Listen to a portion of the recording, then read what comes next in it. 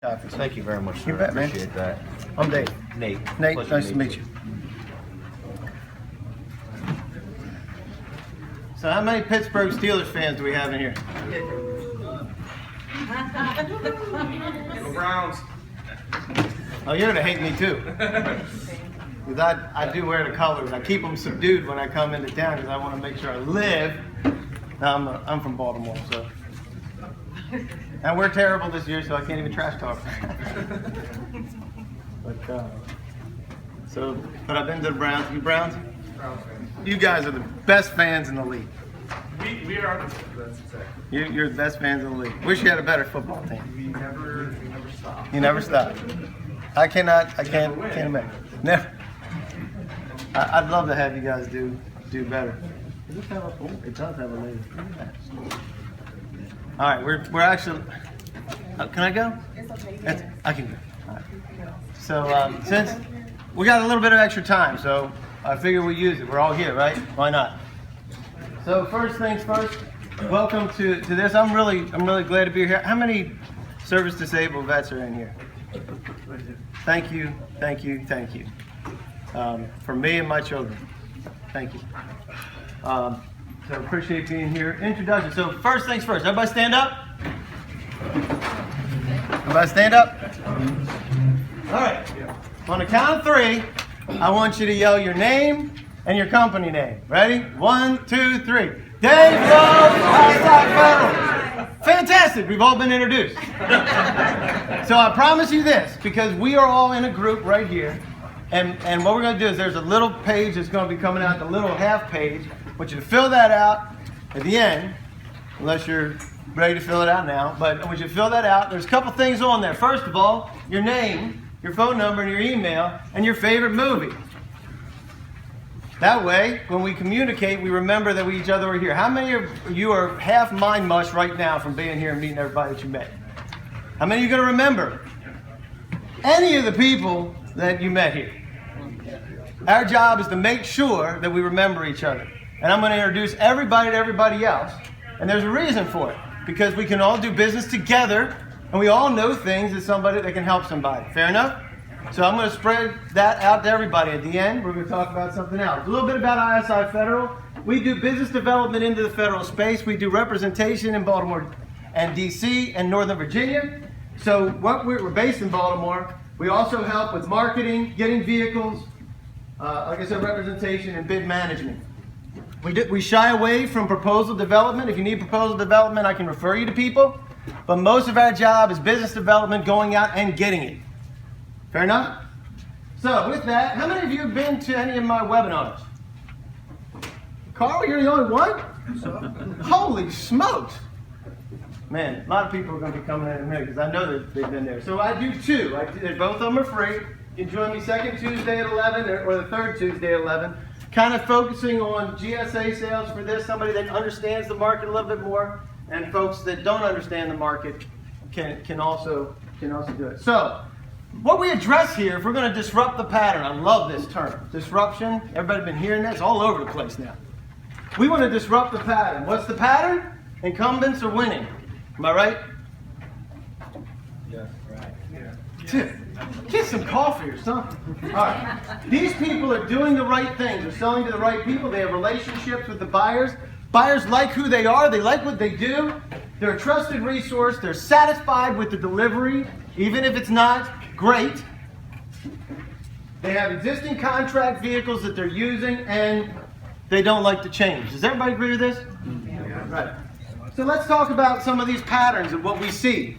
The current pattern, anybody do facilities? Do anything in facilities? You recognize some of these companies? MCOR, right? Look at the dollars that are associated with these guys. Hundreds of millions and billions of dollars.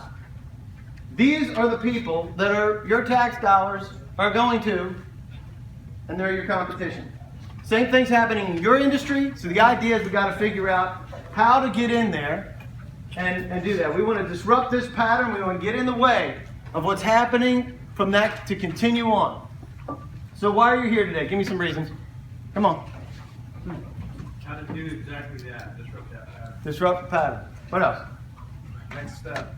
Next step? Love it. opportunities ahead of FBO. Ahead of FBO, right? What's wrong with FBO? What's wrong?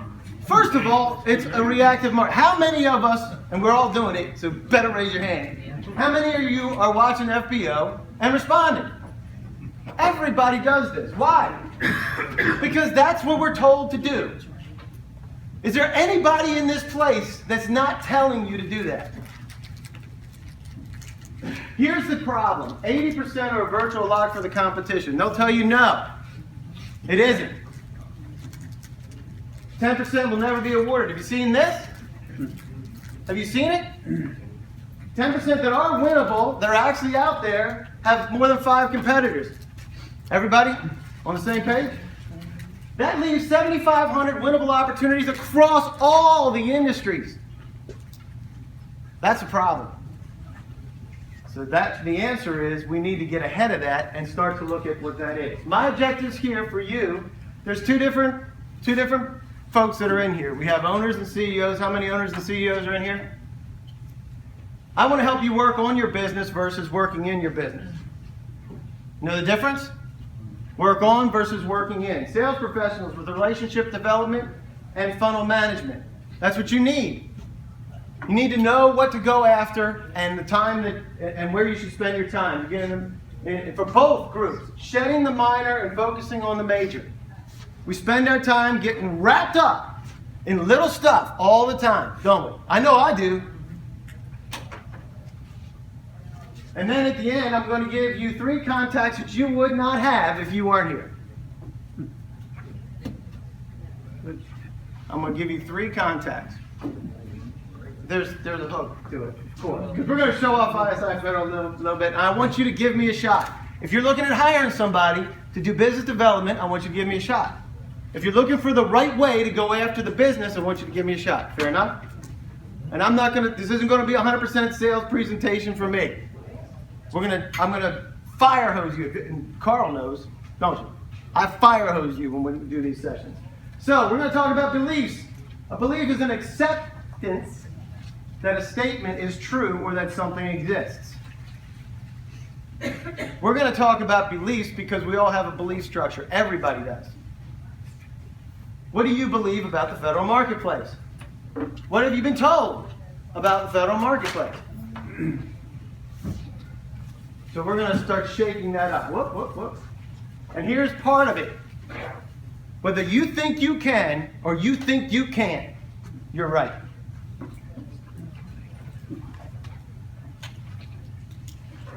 Some unknown guy made that up. On your page is a winnable opportunity matrix. Here's where we look at how we can determine where we fit in any particular opportunity at any given time. And we'll be talking about this. And this is the incumbent's advantage. They're in the green. Do they know before the release? Yes. They're already the incumbent. It's in their sweet spot. For God's sakes, they're doing the contract already. They might even set the budget. They know that it's funded. They may have 100% input on the scope of work. They may be able to justify its sole source, either 8A or competitive set aside, right? They may contribute to the turnaround in days, and they know the people that are associated within the accounts. So our job is to take a look at how they're doing this. And we're going to talk about an opportunity. An opportunity is a result of a perceived need, embodied in a purchase requirement that they feel will provide an adequate solution. You can fill this stuff out if you want, or I'll send you the final slides, whatever. So we need to understand the need. Whose need? Their need, which then gets thrown over the fence for a requirement. So looking for a solution. What kind of solution? Anybody know? Ever heard of LPTA? Whoa. So, getting in the green. The first thing we need to do is we need to adjust our mindset and change it from opportunities to people. Where do opportunities come from? They drop from the sky in FBO or GSA e-buy? No, they come from people. So we need to be focusing on people, not focusing on opportunities. How many opportunity engines are there out there that want to send you when something hits the street? Good God. There's hundreds of them. And you put your NAICS in and FBO and all that stuff. You're getting notified, right? So, if opportunities come from people, where do winnable opportunities come from? Where do they come from? For real. When did it change from people buying from people they like? All the processes that you've been that you talk about have been happening. That you've been being told, right? Does this still happen? Do you do it? Do we profile when we buy things? So everything that's in there, we still got to meet all the requirements, yet this is still a reality. So, I got a question for you. How many RFPs are wired by the competition? How many? How many? 10%? 20? 80? What? All of them. Who said that? All of them. You know why? Every one that I didn't wire for myself. So rule number one, if I didn't influence the RFP, my competition did. If you change your belief structure from I have a shot, why? Because I'm doing something. I'm at least doing something. I'm responding to this. Let me ask you something. If you're spending your time with 90% or 80 or 90 or 100, and what? Not 100, but 98% of the time, you're spending your time and you're not winning, what is the issue?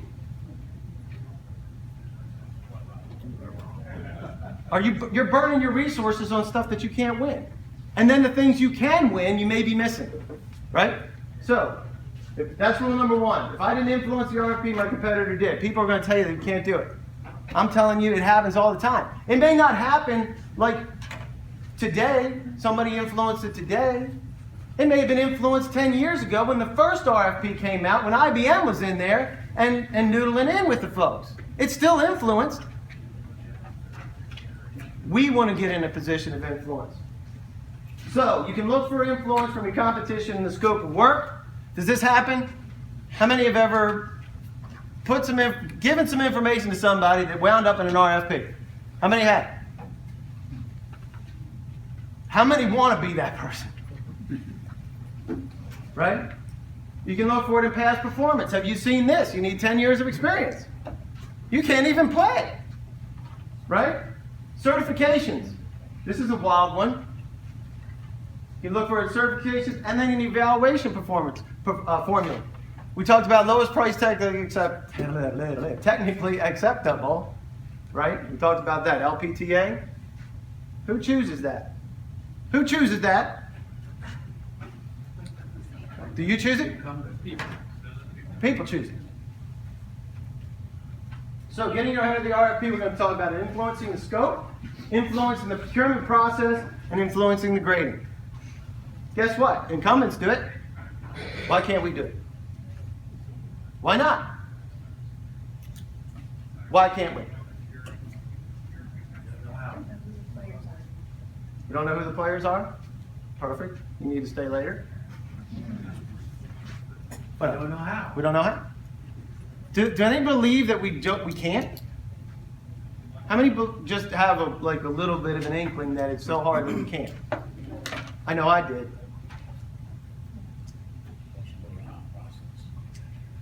Cool. So, we're going to be shaking and reshaping beliefs. Beliefs are really hard to lose. They're really, really hard to shake. Because they're beliefs. They've turned from opinions to beliefs. And we can be certain about a belief and be certainly wrong. I did a thing years ago. And the question was, you draw up a penny. Which way does Lincoln's head face? And I was certain. I don't remember what I said, but I was certain that it was facing to the left. And I was certainly wrong. But everybody in the room followed me on it because of my certainty. When we have a belief structure where we believe we can't do it, we will not do it. We can't do it. And that, Henry Ford's absolutely right. So we're going to be doing this. So here it is. Somebody's going to be sold. Every time you get together with somebody, somebody's going to get sold. And here it is. You're either going to sell them that you have value, or they're going to sell you that you don't. That's a tough, tough pill. Because guess what? Our sale isn't against the competition. It's against us. If we start to look at why we lose, if we start to look at why we win, and talk about how we can repeat those processes, that's when we start to get really personal about what we miss and what we need to do differently. So, there's 7 principles of federal sales. I'm reading them real quick. Do people have buying motives and patterns? What's one of the key patterns in federal government spending? When does it happen? Key pattern? When does it happen? End of fiscal year. September 30th. What time? 11:59. What time zone? Hawaii. You can get stuff in right under there. I've heard Guam too, but I've never seen it. All right. Now the other one we already talked about. People buy from people they like. There are 1 to 4 key people involved in the decision to do business with you. We'll talk about them. We already talked about this too. Decision makers already have qualified resources. They're already buying what you sell from somebody else. We want to disrupt that. And the incumbents have a significant advantage. They know about it beforehand. There's a lot of things that they know. We'll talk about that too.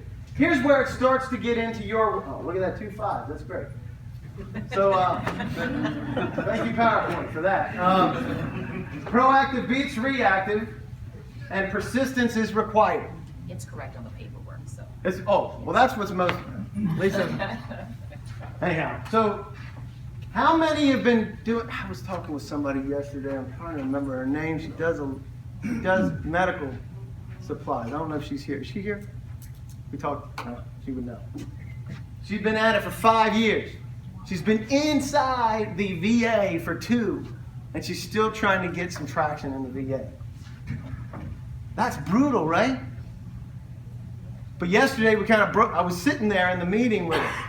And the best part about this show is you got key decision makers at this show. They got, and whether they say so or not, they got budget, and they spend the money, or they oversee the spending of that money. SESs are here. I have qualified FaceTime with Undersecretary Danny Pummel.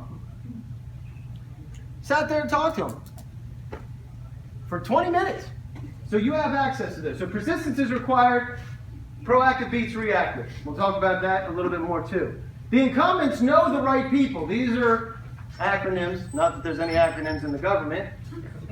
And it depends on where you are, whether it's CO or KO and all that stuff, right?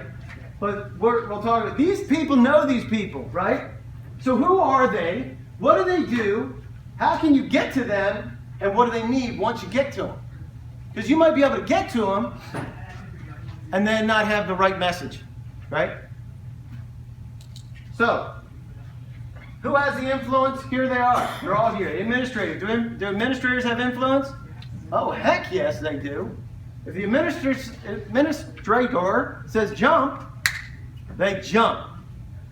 If Undersecretary Pummel says, Tom, get up into my office, and he has a meeting with me, now he won't blow off his meeting with me, will he? Yep. In a heartbeat. Right?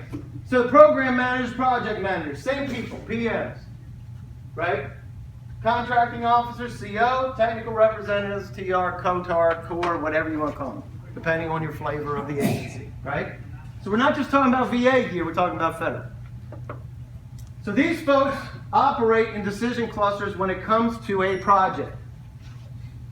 Right? You have your project manager, program manager, your technical representative, and your contracting officer to get together from time to time. Do they always spend time together? No. They only get together when what happens? When that requirement's thrown over the fence, somebody says, I have a need, they throw it over the fence, and then they get together to do their best to get this thing bought. Right? So there's a project that's good for you. Each one of these folks have different roles, needs, and motives for making decisions. And here's where it gets quirky. Let's pick somebody. What is it that you do? We do lodging, transportation for DOD. Lodging transportation for DOD? Yeah. All right. So, I totally lost my train of thought with that. I wasn't expecting something like that. So you go in to a contracting officer and you say what? I don't exactly do that in my company. Okay. Yes, I'm actually doing invoicing. I'm just here to get educated on the whole. Fantastic. Who goes in and does things? Okay, what do you say to your contracting officer? That we can do it the best price, the best quality. Try and get them to understand what it is. And what is it you do? We do expedited air freight and air charter services. Man, you guys ought to get together. So, expedited air freight, air charter services. So you go in and you tell your contracting officer that's what you do, Yes, sir. right? So, if you're telling, and how many are really, really good at what you do? How many have really complex solutions? What? Carl does. How many contracting officers care what you do? You know why? Because they don't. That's a different role. We're going to talk about those. Program managers, drive initiatives. These are the people that you're here. You have program people here that are responsible for millions of dollars worth of program, right? That's why I'm here. I'm here for this because I was invited to speak. I'm here for my clients because there's decision makers here and I am stalking the heck out of them.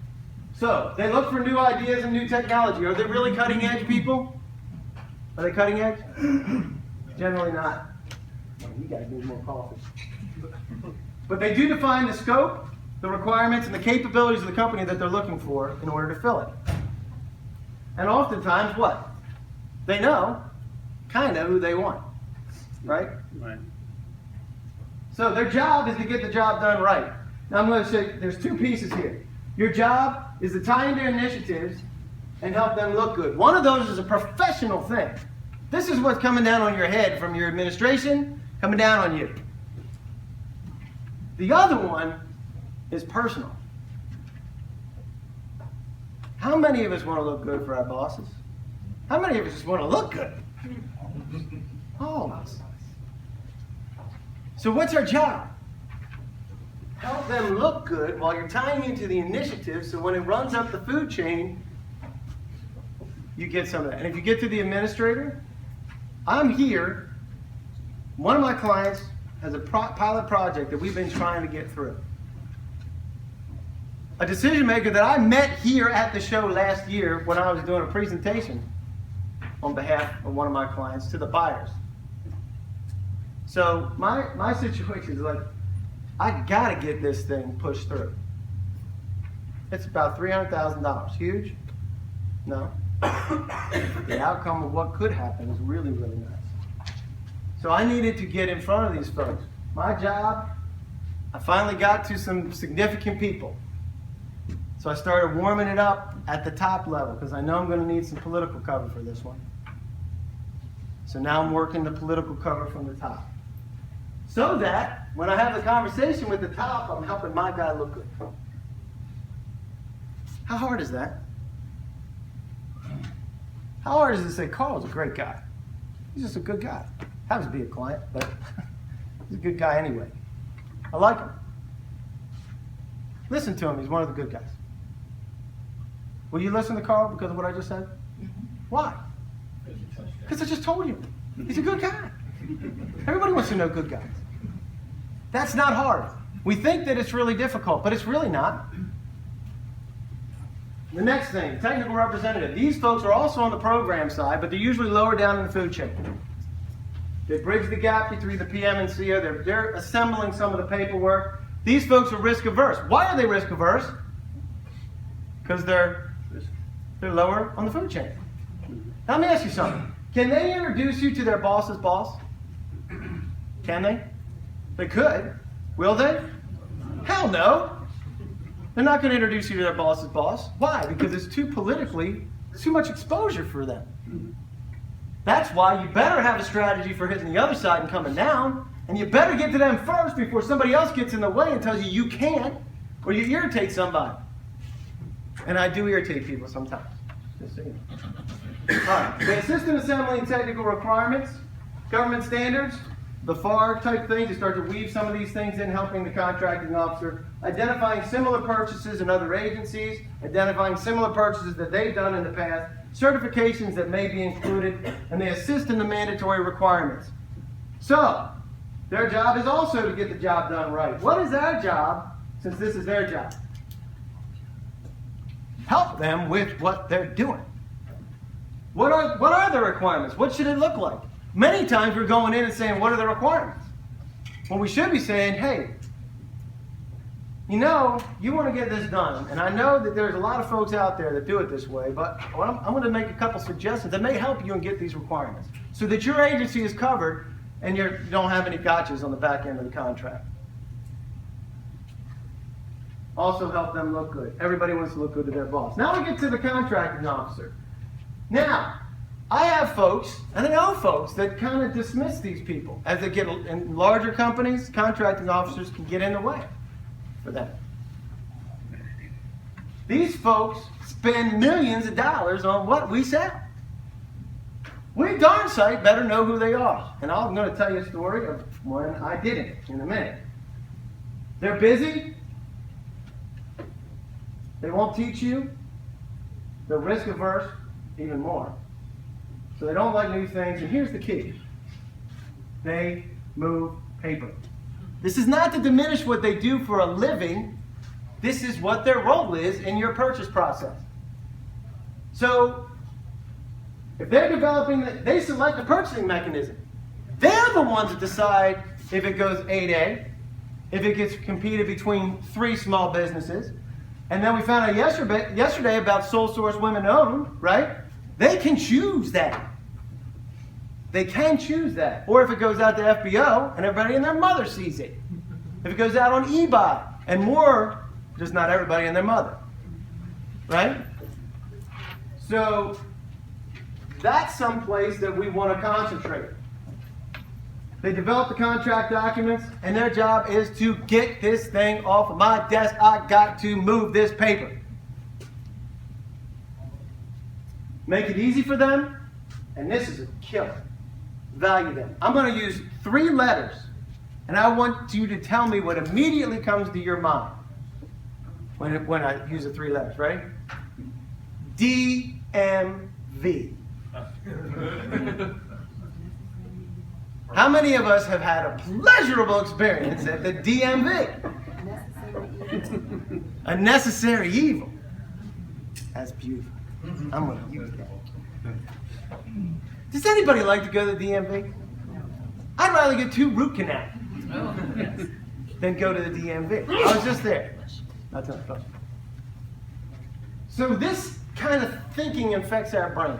Because a lot of times a contracting officer looks like they're in our way, when really they're not. So valuing what they do. I have a genuine value for what they do because I'd jump off a bridge if I was doing what they were doing in a month. And I'm not kidding you. I cannot handle it. So, easy is good, value them. So, opportunities come from people. Winnable opportunities come from people who like us. So what's our job? Make people like it. Find the people who need to like us and get them to like it. When do relationships start? Malcolm Gladwell has another book called Blink. Anybody read it? When do relationships start? That fast. The second you saw me, you're like, man, God, I hope he's not boring you. Right? This looks just like everything else I've been involved in. Right? You start to, it's called thin slicing, that's what he calls it anyway, right? We start to make assumptions. We can't help but do it. So, let me ask you something. How long does it take before you can start to exercise rapport and building relationships? Need to know them for a month, 2 months, 5 months, a year? Right away. You can start doing it right away. Like today. Like today. I can't tell you how many times you want to test me on it, you come up to me. Say, I want to meet somebody, and I don't know you. We never met before. I'm going to introduce you to somebody I never met. What? Absolutely. Every day. because you can tap into the source just like that. So our job is to get them to like us. So if we work this backwards, we need to be persistent. Persistent at being proactive, number 5 again.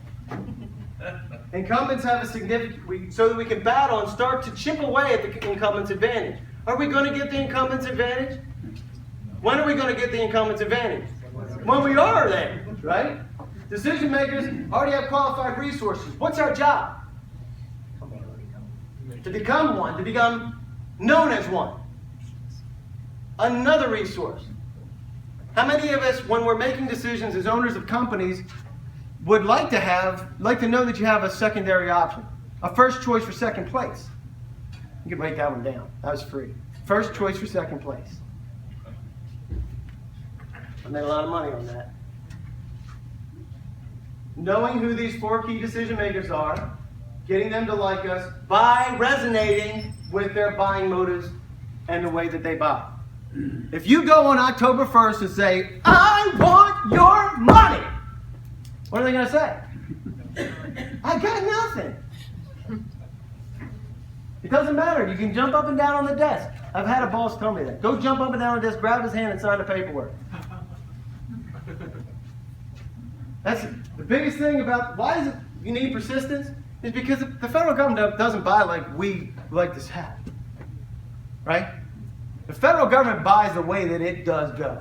And if you come to me and say, Dave, I need to save my GSA schedule. I'm going to lose it in 2 months.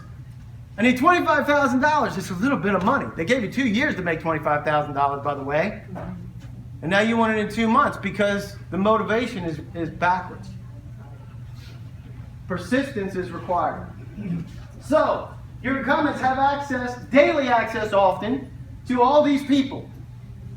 They can walk in. They got the government ID. They can walk in and they can talk with these people. Contracting officers, program people, and the administration. So, what it looks like from our side is it looks like this. It looks like, good God, they got great relationships all the way across the board, right? That's what it looks like. We think, oh my gosh, you can't even talk to them. They won't even. How many times have we heard they won't talk to me? They won't talk to you. From people here. You talk to people and they'll say, they won't talk to you. Is that true? It can't be true. Do they not talk? They talk all day. And how many times we go into a meeting and they say, I only have 10 minutes. And we're sitting there for an hour. How often does it happen?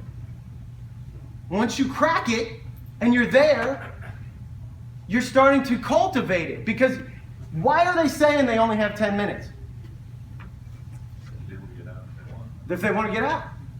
Because they're not really sure that they really want to like you or not. And you're coming in and say, I want to get married. Hold on a second. Whoa. We want to go. And they're like, whoa. But we get in there and we're not acting stupid and we're not dressed like a chicken, so we might actually have a good conversation and hit on something that somebody can use. So that's what it looks like from the outside. Now the incumbent wants you to believe that you can't win. And they continually sow these things. They say, well, sign up for our database so that you can be a sub. I've asked this for 8 freaking years. How many people have signed up for a database at a show and gotten a call, just a call? Come on, anybody? What? Why not? Because you're part of the problem now. Now you're giving them a reason to not call you. So they believe that you can't win and they want to, I say bunk. Everybody say it with me. 1, 2, 3, bunk! The truth about incumbents is this. Anybody read the Pareto principle? 80-20 rule? That's pretty common. I made it up. So, 20% of these are solid. I want you to think about your best customers. The relationship that you have with your best customers. Let's talk about, it's probably about 20% are giving you 80% of your profit. It just happens. It shows up all over the place. So 20% of those are solid.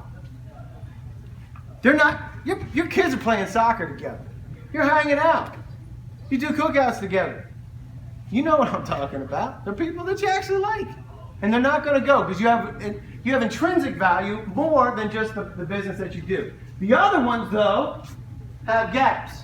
How many of us have customers that we're juggling, but we're dropping the ball sometimes? Me, daily. I'm screwing up every day.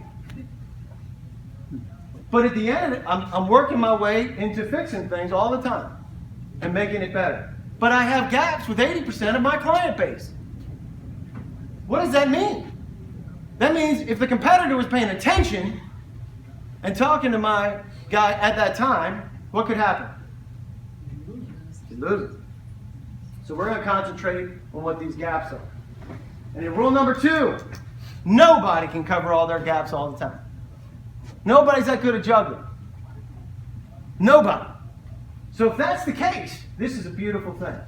We can go about disrupting the incumbents by identifying their gaps.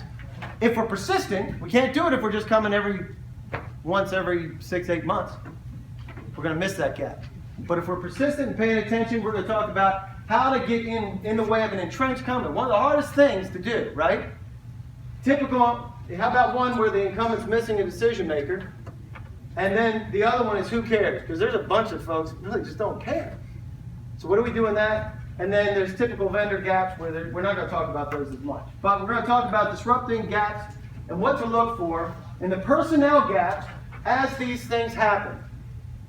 So you have the contract, you have all 4 of these folks.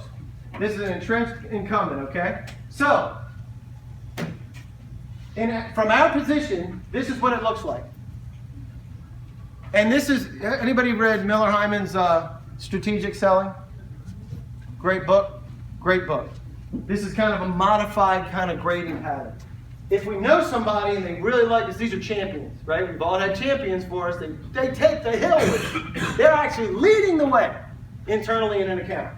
Great people to have. Doesn't happen often, does it? But they either like it, they like us a little bit and know us and like us, or they know us and don't like us, right? Or they're heavily favoring the incumbent. One thing I want to show you is the unknown. If it's unknown, it's a red flag. I've gotten killed by a red flag. 6.2 million. Still hurts. It was 7 years ago.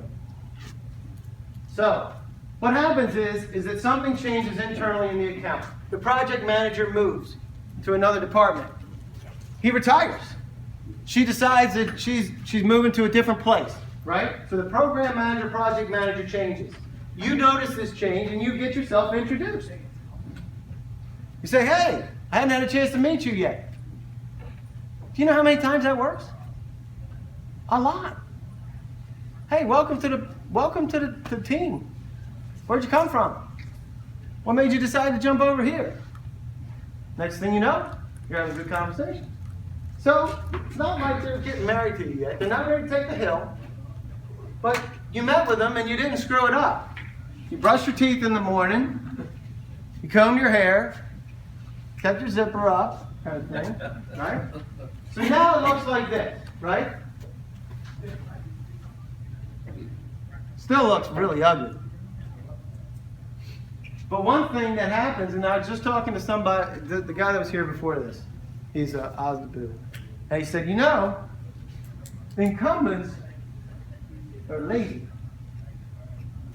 How many of us have won a contract and got lazy?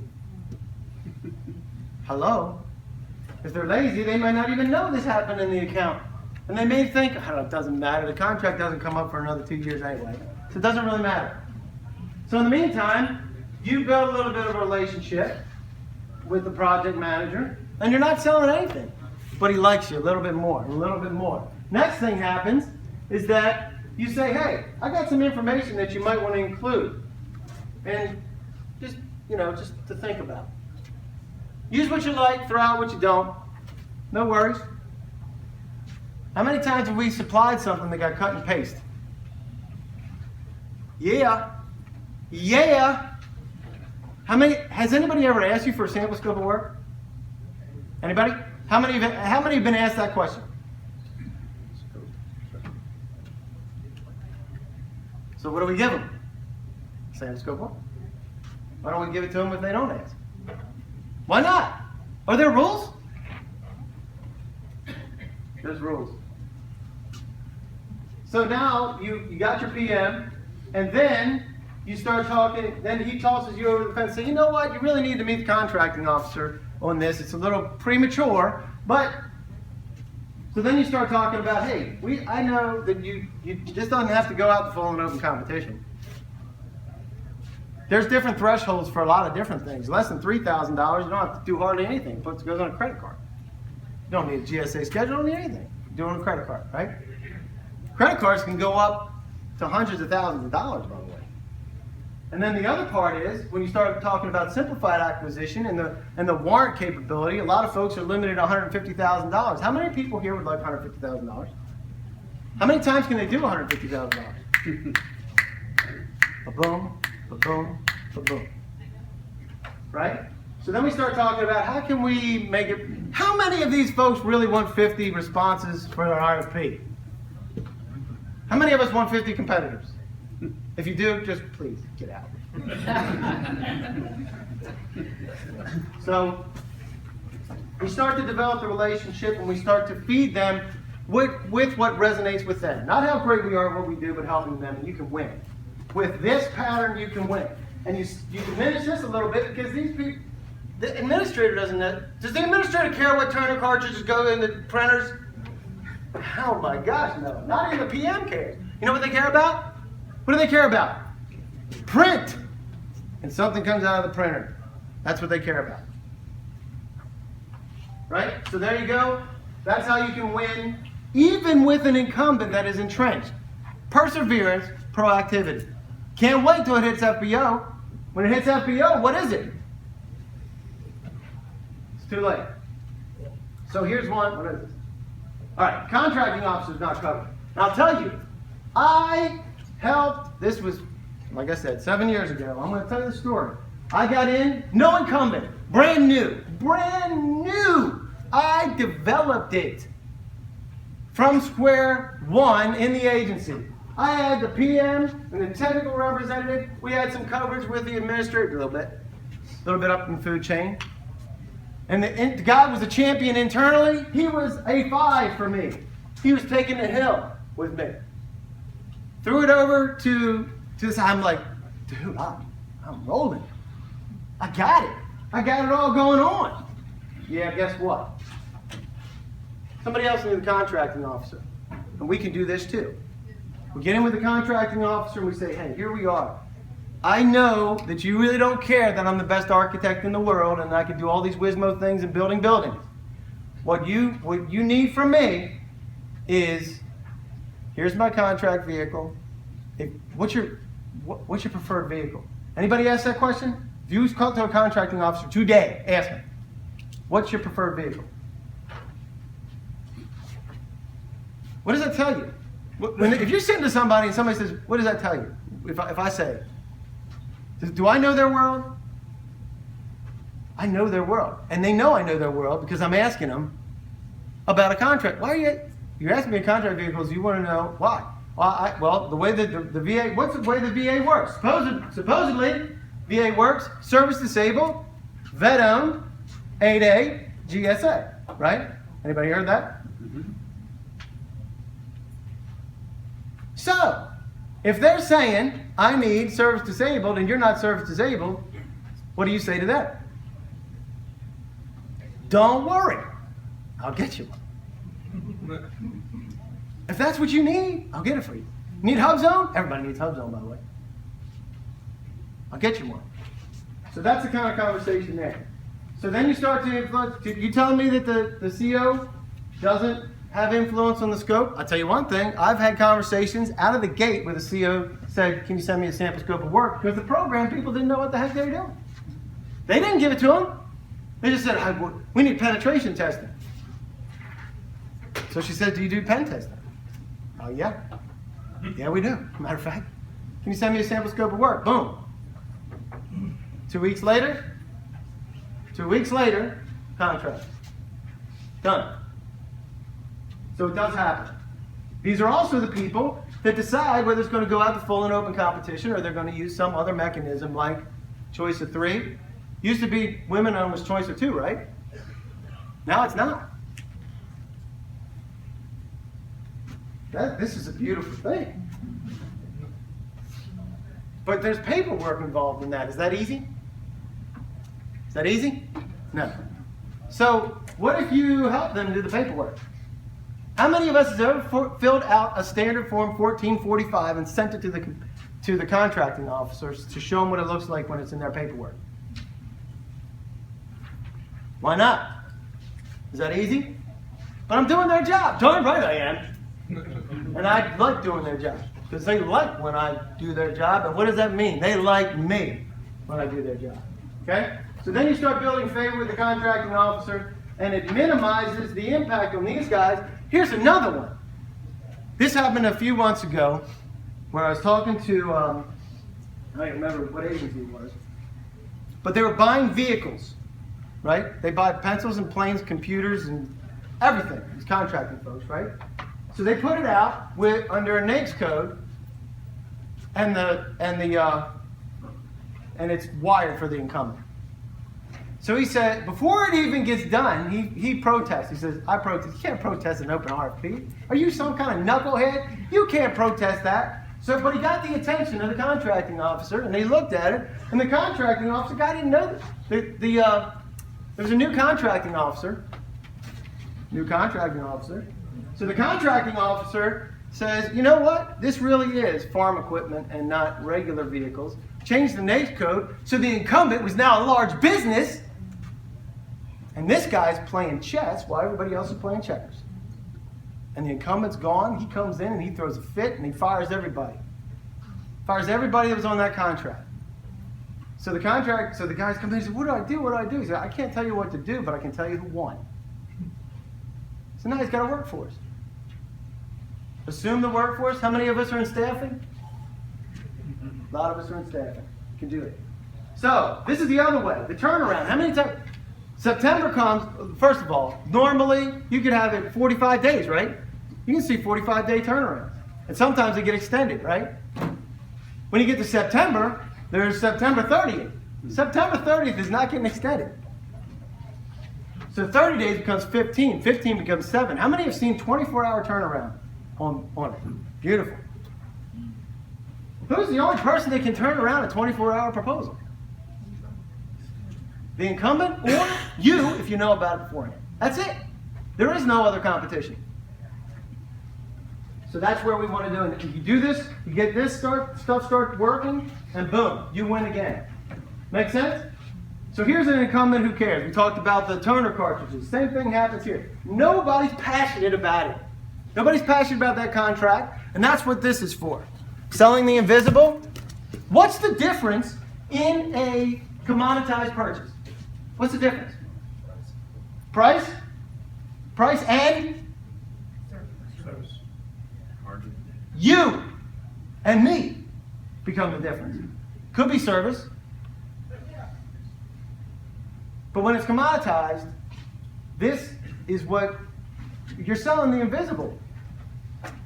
It's an intangible. But we become the difference. We become the key. How many times we walk and say, I'm glad you came because I could use a quote for this. That's that repetition. That's that perseverance and proactivity. So, give them a little reason. They're like, I don't care. We're not buying from you now. But, I'll give you a shot. It's in your sweet spot. It's in your wheelhouse, right? The contracting officer kind of likes you because you came by, schmoozed a little bit. You know who the primary competition is. How do you know that? 2 ways you can tell. You can do a little research, or you can just ask. Who's doing it? Next thing you know, boom. The other folks are indifferent. I don't really care what you do. And you win. Make sense? So, rule number 3. And here's where we get into the nuts and bolts of some of these things. People resonate with what matters to who? But you're the best at what you do.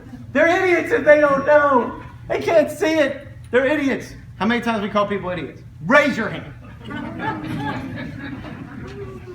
Every time we use that word, moron, idiot, stupid, go right into the mirror and look at it, because you're missing something. And I do it all the time too. But we do our best. If we start to understand what the lens is that we're working with and the people that we're trying to reach, if we resonate with what matters to them, not what happens with us, then we will get to what we want. So the personnel gaps that we're looking for to resonate with your vehicle and making it easy for them. Ask them what vehicle they want. If you don't have it, don't walk out. Ask them, how can I get one? You know what a blanket purchase agreement is? What do you mean by vehicle? Like method of communication? No, vehicle is your GSA schedule, blanket purchase agreement, IDIQ. Gotcha. Thank you. Sorry, thank you for the clarification. Everybody know what that means now? Do you like to go A to A? Do you need to use service disabled? What vehicles do you like to use? And then go about making it easy for them. I sit there and they'll say, well, you're a big business. That's right, I am. But if you need an 8A, I got one. If you need service disabled, I got one. Project managers, tying in with the initiatives and influencing that scope of work. Finding out what's important to them. Because guess what? I'm telling you, nobody's perfect at what they do. And you go in and you say, look, this is kind of how things are working. And this is what the competitor's doing. I did a little research, so I know what the competition is doing here. And here's how we do it a little bit different, which can give you this result. If you incorporate this. And this particular certification is very important. Let me ask you a question. Certifications is a broad term. I've actually used certifications of being members of associations. It's in the scope. It's in the scope. Technical representative, get to the details and give them the certifications that would help them and helping you at the same time. For the administrative, this is awesome. An ego sell is really, really easy. What do you need to do? It's not, really. I've talked to a whole bunch of folks. It's really not about what they think, it's about what you think.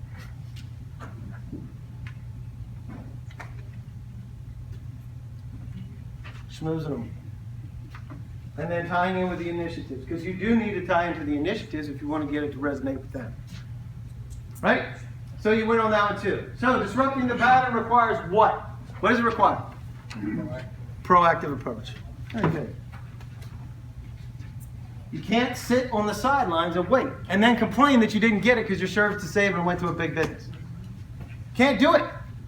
Because guess what? It's going to keep happening. Unless you get off of the bench and get in and start going after this. So let me ask you this. Do simple things make a big difference? Simple things make a big difference, don't they? I told you I was going to give you 3 contacts. And they're right here in my pocket. Right here. And this is something that I've done for many years. And there is a twist to it. I get it. So what I'm going to do, let me ask you, how many people have asked the question, hey, do you have a card? And they say, no. So what I'm going to give you is 3 blank cards. Yesterday, I filled out 5. So I have 5 contacts that you don't, because I have blank cards. Simple makes a difference. It's not complicated. But if you have a blank card and you show yourself prepared, right? Are you here to network? Yeah. Are you here to stalk decision makers? Yeah. Stalking is good. I have blank cards. Take 3, please. I certainly don't have enough for everybody at the show. But I'm telling you, there's 70, 80, 90 people here, right? These people in this room that do this will get 3 more contacts than everybody else. And everybody's going to forget people. I ask the folks all the time, say, how many people, sit down and talk to them. Say, how many people do you remember from your show? I tell them, man, if I was you, I'd go straight to the bar. If I was talking to a bunch of people like me, all day long, every 15 minutes, these round tables and stuff, oh, good grief. Be different And what happens if you say, hey, I have a blank card. I'll fill it out. If they say no, are they going to say no? Why not? What? Oh, you'll embarrass them. I won't embarrass them. They'll embarrass themselves. Are they going to do that? No. So now I got names. Directors, SESs. Do they all carry cards? Would you carry a card if you were an SES coming to the show? You know what SES is, by the way? Senior executive. Senior executive. They get paid. Senior executives. Directors, deputy directors, deputy assistants to the director of... Can't make this stuff up. So, simple things make a difference. 3 contacts that you... Now, would you have done that if I didn't suggest it? No. What would you have done? Ask for their first, last name, ask if they have a number after, and it's first name, last name, VA.gov. That's true. You can do that. Matt, kudos to you. So, simple things matter. If we target the right people, we have the right message that resonates with them, we will get them to like us. Most of the time. How many people do we need here to get to like us before we can really make money? How many? 1, 2, 10. Small number. It's not everybody. Not everybody. So, this is where I want you to give me a shot. We will help you find the right people for you. Carl, do we do it? We also can get the message to the decision makers. Love to do email introductions, phone introductions, get things going, make sure those happen. So that you can get meetings with decision makers. If you're spending time on anything but here, then you are wasting time that only you can do. This is where you start to really develop the relationships. And when I do things, people don't know me as isiFederal, so you know. I have an identity crisis every time I open my eyes. And I blink a lot. Because I'm working with my cards that say Dave Lowe at Bonadio, Dave Lowe at Tricera, Dave Lowe at InnoWeek. Because I don't want to confuse the customer. My job is to build relationships. And that's what representation in DC is. Not so they know me, so that I make them sticky for you. So that when you get in front of the decision makers, they like you. Why? Because Carl's a great guy. It's somebody that you should talk to. How many meetings have you scheduled so far while at this show? For after. You got 2? Anybody got more than 2? Yeah, half a dozen. You got a half a dozen? Yeah. Scheduled on the books, accepted? Yeah. Good for you. I have 5, so you beat me. That's not accepted. But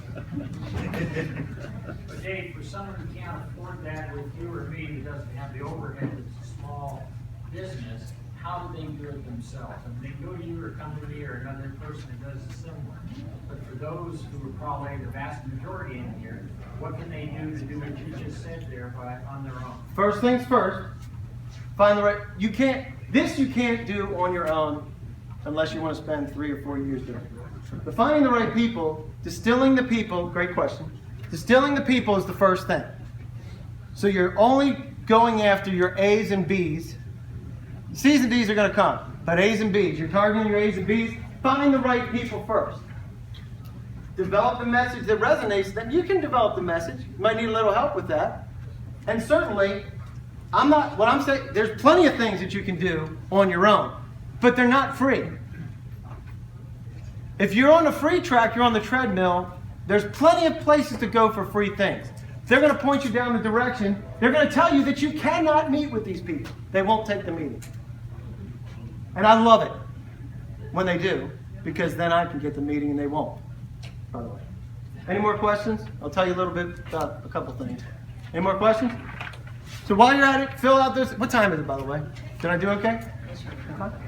So fill that out. Let me know. And what I'd like to know is your name, email address. I'm going to share this with everybody so we all get to know each other. Because there's 2 people here that should know each other already. Probably. It's amazing how that happens. And we can all help each other. So, any additional questions? Any additional questions? All right, real quick. The market essentials is what we do for you. We did it for Carl. He'll tell you that it worked. The other piece is we're doing this for a special, so I'm going to have to work a deal with Carl because Carl did not pay this price. It's about finding the people, to your point, finding the people that are doing the purchasing and identifying your marketplace, and that's what we do. So $32.50, save $12.50. So we can do that for you as well. That's what we're doing here at the show. That's the first. Does anybody not want to have the right people? Is there anybody here? That's why we're here. We're here to find the right people. These are the folks all over the place, including the VA as well. So with that, also, that's Getting Smart. Going for Gold is a free ebook that you can download. Thanks for joining me. Pass that forward. And oh, by the way, I didn't answer questions. Who answered questions? Somebody answered questions. You don't need this, but who lost contracts? Who was an incumbent and lost contract? You? There, you can have that. Who wants to know about infectious marketing and how it works? Let me go to somebody. Thank you. There you go. Tipping Point is a great book. I'm not going to run it. What's great about Amazon, you can get these things cheap. All right, who does commoditized purchasing? Or sell commoditized products. Commoditized? Good. Selling the invisible, good for you. And this is a great business book. CEO only. CEO.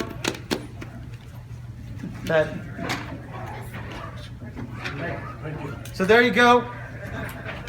Thank you for being here. Thank you for joining me. Feel free to send that stuff up to me. And if you, real quick, thank you.